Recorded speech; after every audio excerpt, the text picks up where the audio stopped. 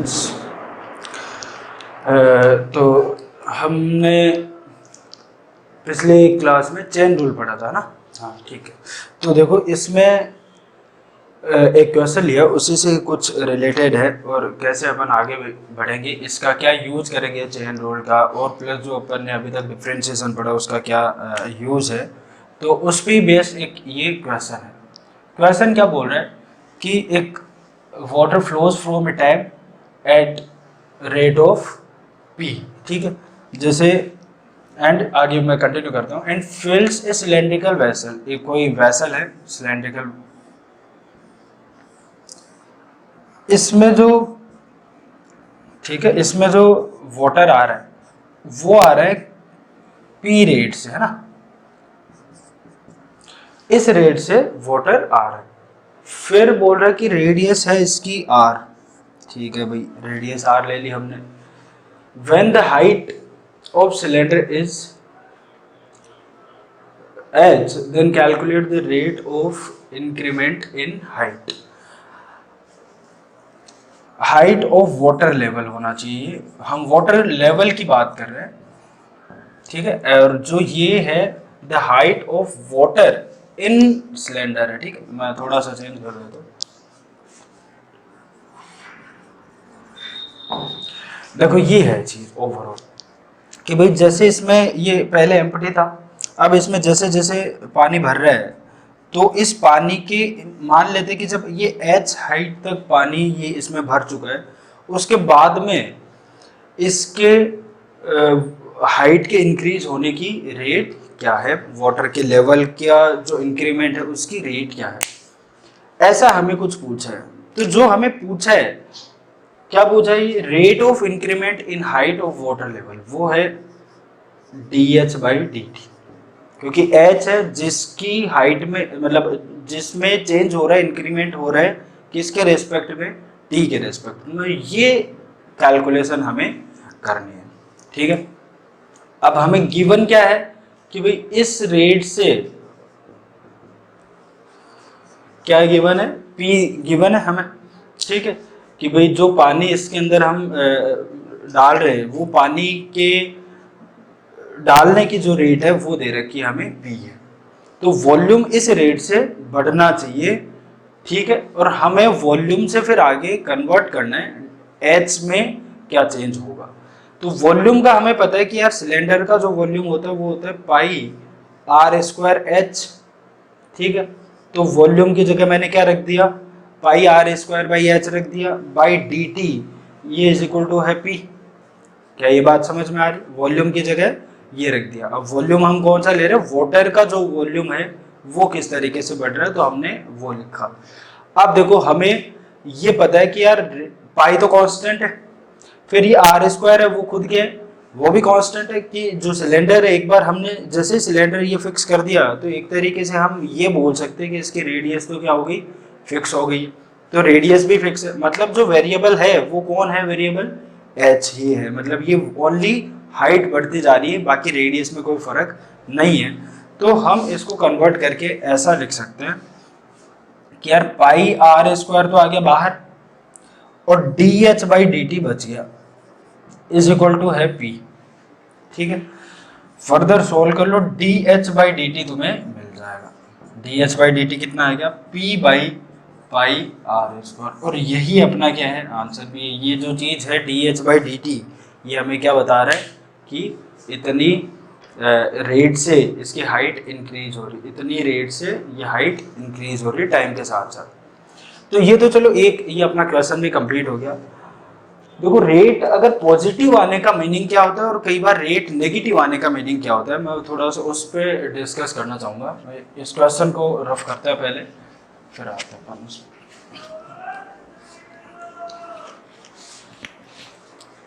जैसे मान लो कि मैं एक क्वांटिटी ऐसे ही लिख रहा हूँ कि भाई जैसे मान लो कोई x है बाई dt, ये पॉजिटिव होने का मीनिंग क्या है, एंड dx/dt ये नेगेटिव होने का मीनिंग क्या है, ये ठीक है, हम इस पे थोड़ी सी डिस्कशन करते हैं। इसका मतलब है पॉजिटिव वाले का कि जैसे ही हमने टाइम में dt का चेंज किया, टाइम में हम dt टाइम से आगे बढ़े तो x में जो चेंज आया वो पॉजिटिव आया, मतलब x की वैल्यू भी क्या करी है, बढ़ी है। मतलब x अपन ऐसा लिख सकते हैं कि x इज इंक्रीजिंग। क्या ये बात समझ में आ रही? ग्राफ से देखना है, ग्राफ से देख सकते हो कि जैसे जैसे ये कोई टाइम t था, मैं इससे dt टाइम बढ़ा रहा हूँ आगे, जैसे ही मैं dt टाइम बढ़ा रहा हूँ तो dx बाई dt तो हमें पता था एक तरीके से चेंज जो लिखना, तो चेंज है मतलब ये x की भी वैल्यू आगे की तरफ, मतलब x तो इधर है ना, ये x है, ये टाइम क्या है, तो मतलब x की वैल्यू इंक्रीज हुई है, ये चीज इसमें बोल सकती है। ये dx का मतलब है चेंज, तो ये चेंज पॉजिटिव है, पॉजिटिव है, इसका मतलब पहले कुछ x की जो वैल्यू थी अब उसमें चेंज पॉजिटिव है, मतलब x इज इंक्रीजिंग, ये बात हम बोल सकते हैं। ऐसे ही जैसे ये इस वाले केस में क्या होगा, dx नेगेटिव आएगा कि मैंने टाइम बढ़ाया थोड़ा सा, तो dx क्या आया, नेगेटिव आया। नेगेटिव आने का मीनिंग हो गया कि x इज डिक्रीजिंग। ये बहुत आगे काम में आएगा तुम्हारे, ये x डिक्रीज कर रहा है, तो इसको याद रखना बात के लिए। इस चीज का यहाँ पे वो कैसे यूज कर सकता था, वो इस तरीके से कुछ कर सकता था कि जैसे मान लो पहले इसमें वाटर पूरा फील्ड है ना, क्वेश्चन इस तरीके के जैसे तुम्हें सीट में इनमें मिलेंगे आगे मटेरियल में। मान लो हमने इसमें एक कोई छोटा सा होल कर दिया यहाँ पे, अब ये पानी यहाँ से निकल रहा है, तो इस पानी के निकलने की रेट हम ऐसा मान लेते हैं कि इस केस में अगर वो कांस्टेंट होती या फिर जो भी रेट है, तो इसके पानी के बाहर निकलने की जो रेट आ रही है वो ओवरऑल वॉल्यूम को कम कर रहा होगा। तो जो यहाँ पे हम लिखते हैं dv बाई dt वो एक तरीके से नेगेटिव आता, नेगेटिव आता, तो बाद में यहाँ पे dh बाई dt वो भी कुछ नेगेटिव आता। अभी ओनली मैं साइन समझा रहा हूँ तुम्हें, वो भी नेगेटिव आता, ये बात आ रही है समझ में? हाँ, तो वो समझ में भी आ रहा है कि यार वो इस बार जो h है वो बढ़ने की बजाय कम हो रही होती है, ठीक है, इसलिए हम इस तरीके से बोल रहे हैं कि h इज डिक्रीजिंग, कम हो रही है, h की वैल्यू डिक्रीज होती जा रही है। तो ये होगी साइन से रिलेटेड बात, ठीक है। और अपन एक क्वेश्चन लेते हैं इसमें,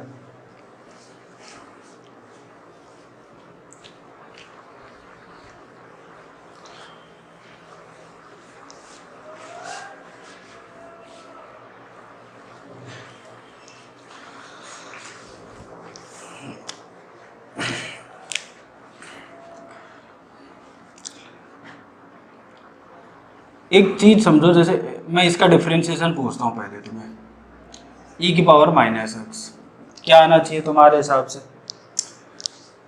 e की पावर x का हमें पता था कि e की पावर x आएगा, बट ये e की पावर x नहीं लिखा हुआ, ये लिखा हुआ है e की पावर माइनस एक्स। मतलब ये है कि सबसे पहले हम किसका डिफरेंशिएशन करेंगे, e का करेंगे, ठीक है, तो वो कितना आएगा, e के ऊपर जो भी लिखा हुआ वो आ गया, ठीक है। देन अब करेंगे हम माइनस एक्स का। अब माइनस एक्स का डिफरेंशिएशन तो कितना होगा, एक तरीके से यही तो लिखना चाह रहे हैं, तो बाई dx हम कर रहे हैं, तो इसका क्या होगा, माइनस, तो एक तरीके से ऐसा मान लो -1 से मल्टीप्लाई है ये, तो वो -1 तो बाहर आ गया, और बाद में dx बाई dx उसका हमें पता है 1 बनता है, तो ओवरऑल -1, तो एक -1 भी आएगा, तो ये बन गया, इतना आ जाएगा, ठीक है। तो माइनस का थोड़ा सा ध्यान रखना, वो सेम चीज़ नहीं है, e की पावर x के हिसाब से e की पावर माइनस एक्स तक ही मत करना, आगे भी इसको सोल्व हमें करना पड़ेगा, ठीक है। दूसरी चीज कि जैसे मान लो तुम्हें ऐसा कुछ उसने दे दिया कि d बाई डी एक्स तुम्हें करना है साइन x का, इसकी वैल्यू तुम्हें बतानी है, फाइंड द वैल्यू ऑफ, लिख लेना यहाँ पे, find the value of d by d x, d sine x by d x at x equal to pi by 2, ये पहला केस है। और दूसरा हमें बताना है at x equal to let's say हम बता देते हैं पाई बाई 3, दो वैल्यू हमें कैलकुलेट करनी। तो देखो अगर हमने ये वैल्यू इसमें पहले ही पुट कर दी, मैं करके बता रहा हूँ तुम्हें, मान लो तुमने ऐसा कुछ कर दिया d by d x sine pi by 2, ये वैल्यू पहले रख दी, तो इसका मतलब तो आ गया d साइन पाई बाई 2 तो 1 हो गया बाई डी एक्स, और 1 तो कांस्टेंट होता है, तुम 0 बोल दोगे, बट ये चीज़ गलत है। हमें उसने जो पूछा है वो ये, जैसे साइन का जो रेट होगी वो कुछ ना कुछ रेट तो आएगी। पहले इसको क्या करना पड़ेगा, रेट कैसे निकालते हैं, पहले डिफरेंशिएशन करना पड़ेगा एंड देन हमें भी वैल्यूज पुट करनी है। एक बार कोशिश करो, बताओ क्या आएगा।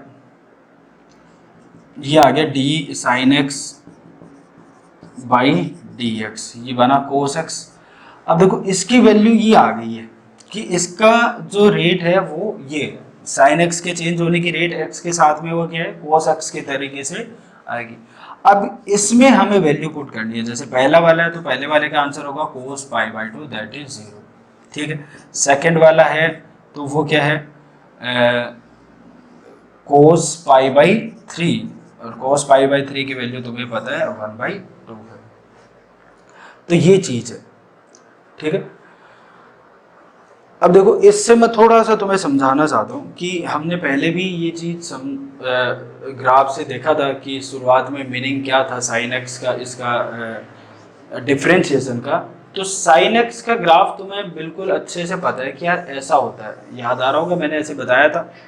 हालांकि ये थोड़ा सा आगे की है चीज़ तो, बट स्टिल ग्राफ में कुछ नहीं है, इस तरीके का ग्राफ होता है। कैसे बनता है उससे हमारा कोई लेना देना नहीं है, फिजिक्स में मैथ्स में बिल्कुल मिलेगा। अब हमें पता है कि यार इसकी वैल्यू पाई बाई 2 पे यहाँ पे होती थी, ये चीज क्लियर है। पाई बाई 2 पे साइन एक्स की वैल्यू 1/2 मिलेगी, 1 मिलेगी। अब देखो हमने जब कोई भी ग्राफ लिया था डिफरेंशिएशन सीखने के लिए, ऐसा एक ग्राफ लिया था और फिर हमने एक टेंजेंट खींची थी और फिर हमने ये भी बोल दिया था कि यार इस टेंजेंट की जो स्लोप है वो tan थीटा ही क्या बन रहा था, dy बाई डी एक्स बन रहा था, अगर याद आ रहा हो तुम्हें तो, है ना। तो एक तरीके से हमें ये स्लोप ही बतानी होती है जिस भी पॉइंट पे हमें डिफरेंशिएशन करना है। तो यहाँ पे तो इसकी टेंजेंट कैसे बनेगी, ये ऐसी कोई टेंजेंट बनेगी, ठीक है, ये टेंजेंट बनेगी और इस टेंजेंट की स्लोप कितनी है, वो तो 0 है। स्लोप बता सकते हैं, इसके एक्स एक्सिस के पैरेलल स्लोप 0 है, तो देखो आंसर भी अपना है 0, ठीक है। इस तरीके से थोड़ा सा वापस से रिलेट कर सकते हो। अगर नहीं भी समझ में आ रहा ना तब भी काम चल जाएगा तुम्हारा, ऐसे टेंशन लेने की बिल्कुल ज़रूरत नहीं है। बट कुछ स्टूडेंट्स के लिए होता है, उनको थोड़ा और डेप्थ में पता चलता है तो ज़्यादा चीज़ें क्लियर होती हैं, है ना। तो रिलेटेड है आपस में। हमने अभी सीखा क्या है, वो ये है कि भाई अगर वो बोल रहे हैं कि किसी भी पॉइंट पे हमें वैल्यू बतानी हुई डिफरेंशिएशन की, तो पहले डिफरेंशिएशन करेंगे और बाद में वैल्यू पुट करेंगे। एक और इस पे क्वेश्चन ले लेते हैं। जैसे मान लो उसने ये दे दिया x² माइनस 4x, ठीक है, ऐसा कुछ हमें दे दिया और उसने हमसे पूछ लिया कि find dy by d x at, इसमें पहला क्वेश्चन है at x equal to 1, dy by d x तुम्हें पता करना है एट x इक्वल टू -1। ये दो चीज़ें उसने पूछी। इसी में ये a नंबर है और b एक और कैलकुलेट करते हैं, find the value of x when dy by d x is 0, ठीक है। दो क्वेश्चन है अपने पास, ये हमें सोल्व करना है। देखो पहला वाला हम ट्राई करते हैं, find dy by d x calculate करना है at x equal to 1 at x equal to -1। बताओ कैसे करोगे। dy बाई डी एक्स बोलो, dy by d x calculate कर लेते हैं। सबसे पहला काम अपना यही है, ये आ गया 2x माइनस 4। समझ में आई बात। पहला इसमें ये a कर रहे हैं अपन, a का पहला पार्ट करेंगे। हमें बताना है dy by d x at किस पे बताना है, x इक्वल टू 1। तो इसमें क्या वैल्यू पुट करते हैं, x की जगह 1 पुट कर दो, तो 2 इंटू 1 माइनस 4, ये आ गया -2। Second dy by d x बताना है हमें कब, एट x इक्वल टू -1। तो 2x की जगह मैं कितनी वैल्यू पुट करूँ, -1 -4, तो ये आ गया -2 -4 -6, ये अपना आंसर आ गया। ठीक है भाई, ये तो हो गया, बहुत आसान है। कुछ नहीं करा, क्या करा, पहले डिफरेंशिएशन किया उसके बाद में x की वैल्यू पुट करा। यहाँ पे वैल्यू पुट डायरेक्ट नहीं करेंगे, नहीं तो हर बार आंसर क्या आएगा, 0 आएगा, जो कि गलत होगा। तो ये चीजें हम कैलकुलेट कर चुके हैं। नेक्स्ट जो है, find the value of x when dy by dx is 0। कोई बात नहीं है, इसने बोला है कि भाई dy बाई dx 0 करना है, तो सबसे पहले हम लिखते हैं dy बाई dx आता कितना है। dy बाई dx कितना आता है, इसका हो गया 2x, आगे हो गया -4, ये dy बाई dx, इसको 0 बना दो, इसको 0 बना दो, यहाँ से ये इक्वेशन आ गई। तो यहाँ से हम क्या बोल सकते हैं, 2x = 4 या फिर x = 2। इस x की वैल्यू के लिए dy बाई dx क्या है, 0 है। तो दोनों तरफ से हमने सोल्व किया। क्या करा कि पहले तो या तो वो x की वैल्यू दे दे और फिर dy बाई dx पूछ ले, या फिर वो क्या करे, dy बाई dx दे दे इस बार और x की वैल्यू पूछ ले, है ना। इस तरीके का कुछ काम कर सकते हैं।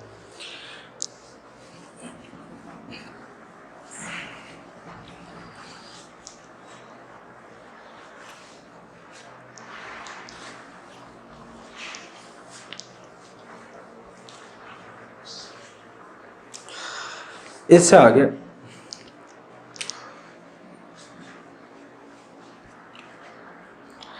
देखो, कई बार ये चीज होती है कि एक बार हमने dy बाई dx कर लिया, इसको बोलते एक बार डिफरेंशिएशन किया हमने, अब वो हो सकता है इसको ही दोबारा डिफरेंशिएट करें, ठीक है, और उसको हम बोलते हैं double derivative. Double derivative, double differentiation भी बोल सकते हो, एक ही बात है, डबल डिफरेंशिएशन। डबल डिफरेंशिएशन का मीनिंग और कुछ नहीं है, एक बार और डिफरेंशिएट करना है। उसको लिखने का तरीका क्या है, ये तो हम y डबल डैश बोले, तुम्हें याद आ रहा होगा, y डैश हम बोलते तो एक बार डिफरेंशिएशन होता था, y डबल डैश का मतलब हो गया 2 बार डिफरेंशिएट करने। इसको ऐसा भी लिखते हैं d² y बाई dx², ठीक है। इसका मीनिंग क्या है, इसका और इन दोनों का जो मीनिंग है वो ये है, डबल डिफरेंशिएशन ऑफ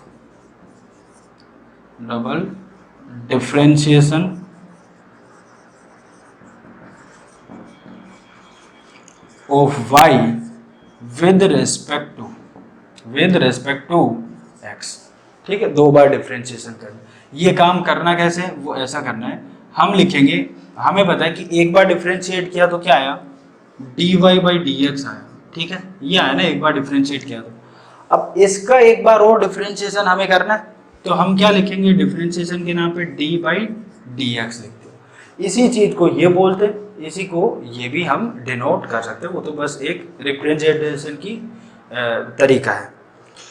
ऐसे ही फिर हो सकता है यार ट्रिपल डिफरेंशिएशन पूछे, तो कुछ नहीं करना, यहाँ ट्रिपल डैश आ जाएगा, फिर ये d³ y बाई dx³ बनेगा। ऐसे ही इसमें एक बार और डिफरेंशिएशन d बाई dx एक बार और लगा होगा, तो वो कुछ भी पूछ सकता है, मल्टीपल टाइम्स डिफरेंशिएशन हमसे पूछ सकता है। इस पे एक क्वेश्चन हम ले लेते हैं, छोटा सा ही लेंगे, ज़्यादा डिफिकल्ट नहीं होगा।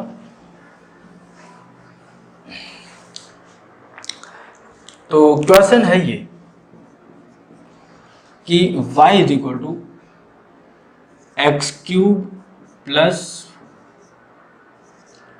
4x² माइनस 9x प्लस 8, ऐसे मैंने कोई भी रैंडम ले लिया एक, ठीक है। और हमसे पूछ लिया फाइंड आउट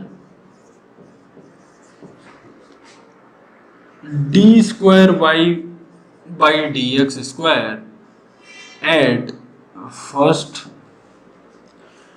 पहला लेते हैं x = 1, सेकेंड x = 2, x = 0 लेते हैं यार, थोड़ी कैलकुलेशन अपने लिए आसान बन जाएगी। ठीक है भाई, तो शुरुआत करते हैं। देखो बहुत आसान तरीका है इसका, dy बाई पहले क्या कैलकुलेट करेंगे, पहले dy बाई dx कैलकुलेट करेंगे। ये कितना आएगा, इसको डिफरेंशिएट करोगे तो आएगा 3x², देन इसको डिफरेंशिएट करोगे तो आएगा 8x समझ में आया। क्या करा, 4 तो बाहर है, x² क्या करेंगे तो आएगा 2x, ठीक है। वही मेथड लगा रहे हैं, x की पावर है, एक बार खुद से लगा के देखा करो, बिल्कुल आ जाएगा। तो 4 × 2x बन गया 8x माइनस 9, प्लस 8 का तो कितना बनेगा, 0 ही बनेगा, कांस्टेंट। ठीक है भाई, ये वैल्यू आ गई। फिर डबल डिफरेंशिएशन करना है तो यार हमें इसको एक बार और डिफरेंशिएट करना, और कुछ नहीं है। तो इस बार इसको डिफरेंशिएट करना है, इसको डिफरेंशिएट करोगे तो क्या आएगा, एक्स स्क्वायर का 2x और 3 साथ में मल्टीप्लाइड है, तो ओवरऑल ये आ गया 6x प्लस 8, क्या ये बात दिख रही, 8x का माइनस 9, वो तो वैसे भी 0 बन गया, कांस्टेंट है ना। अब हम पहला ले लेते हैं। पहला ये है कि y डबल डैश है ना, y डबल डैश बताना हमें कब, एट x इक्वल टू 1 पे बताना है। तो 1 वैल्यू पुट कर दो, 6 into 1 plus 8 is equal to कितना है, 14 आ गया।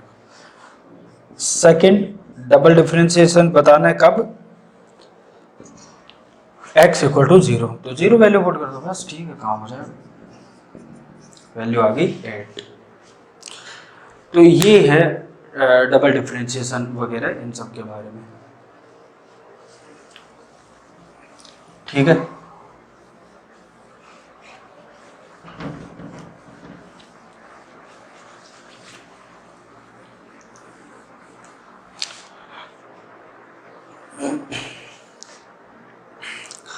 तो एक जो क्वेश्चन हम पहले ले रहे थे वो एरिया से रिलेटेड ही है। ऐसा समझो कि एक कोई प्लेट है या एक रिंग मान लेता हूँ मैं, उसमें दोनों काम कर लेंगे। एक रिंग है, ठीक है, इस रिंग की कुछ रेडियस हमें गिवन है कि भाई ठीक है, रेडियस इसकी जो हमें माननी है वो r माननी है।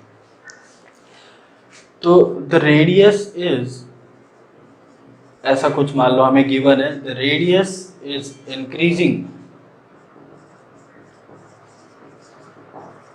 अच्छा, इंक्रीजिंग वाला केस यार देखो ऑलरेडी हो चुका है, तो मैं सोच रहा हूँ डिक्रीजिंग वाला ले लेते हैं ना, तो तुम्हें थोड़ा माइनस वाली चीज वापस है, बाकी ज्यादा फर्क नहीं होगा, प्लस माइनस का सही फर्क है। तो मैं जानबूझ के सोच रहा हूँ कि वो वाली चीज ज्यादा तुम्हारे लिए एक थोड़ा डिफरेंट हो जाएगा, है ना। Decreasing is decreasing at a rate of p। अच्छा p, अच्छा इसकी p की डायमेंशन क्या होगी बताओ, या फिर यूनिट, एक ही बात है, यूनिट क्या होगी मेरे को ये बताओ। हम लिखेंगे dr बाई डी टी, ठीक है। dr बाई डी टी तो होता है कि इसके डिक्रीज होने की रेट, तो dr होगा किसमें, चेंज इन लेंथ है, मीटर में आएगा। ये किस में आएगा, चेंज इन टाइम, ये आएगा सेकंड में। तो इसकी यूनिट का भी साथ साथ हमें ख्याल रखना है। अब से आगे जैसे भी हम आगे के चैप्टर्स में जाएंगे ना, तो हम हमेशा यूनिट साथ साथ हर बार लिखेंगे, ताकि हमें जो ये चैप्टर है इसमें अभी तो क्या है, आगे के थे चैप्टर जिनसे हम क्वांटिटीज को उठा उठा के प्रेशर ले लिया हमने और बहुत सारी चीज़ें ले ली, और मोस्टली तो मैंने तुम्हें बताया भी नहीं है, क्योंकि आगे की चीज़ें वो तुम रिलेट नहीं कर सकते, ठीक है। तो अभी जैसे जैसे ये आएंगी उनकी यूनिट हम लिखते जाएंगे। तो इसमें क्या लिखेंगे साथ में कि मीटर पर सेकंड आएगा, यह बात हमें पता लग गई है। तो बोलो, the radius is decreasing at a rate of p metre per second, then calculate the rate of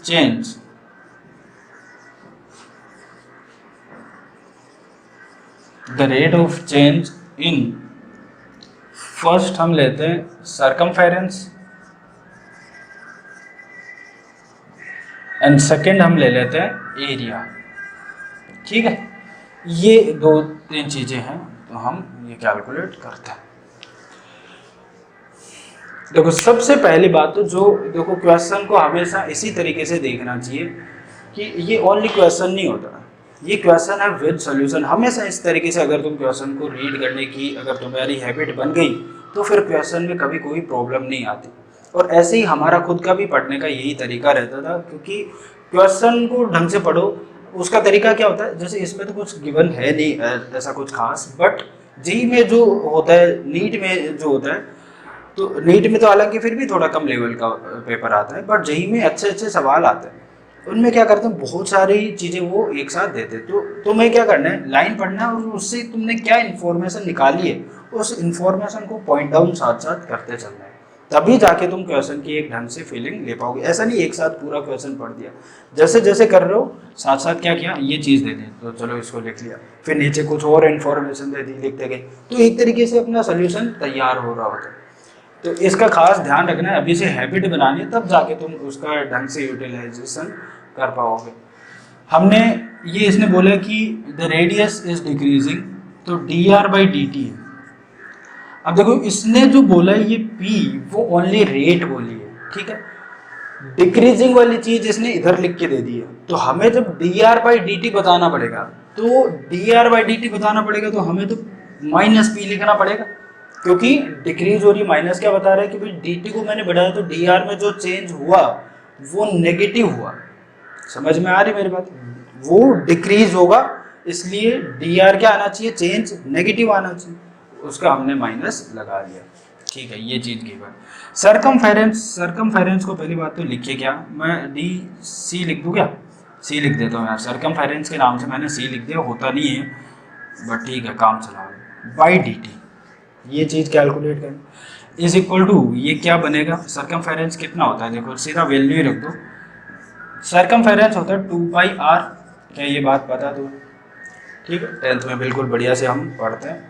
अब ये 2 पाई तो आ गया बाहर और आगे लिखा हुआ है D R by D T, समझ में आई ये चीज, तो ये बन गया 2 पाई और D R by D T हमें पता है कि कितना माइनस पी, तो ये वैल्यू भी आ गई इसकी, फाइनली क्या वैल्यू आ गई माइनस 2 पाई पी, ये होगा metre per second, metre per second ही आएगा, देखो यहाँ पे 2 पाई आर बाई डी टी है, तो 2 पाई तो कांस्टेंट है, D R by D T मतलब इसकी भी यूनिट वही रहेगी, ठीक है।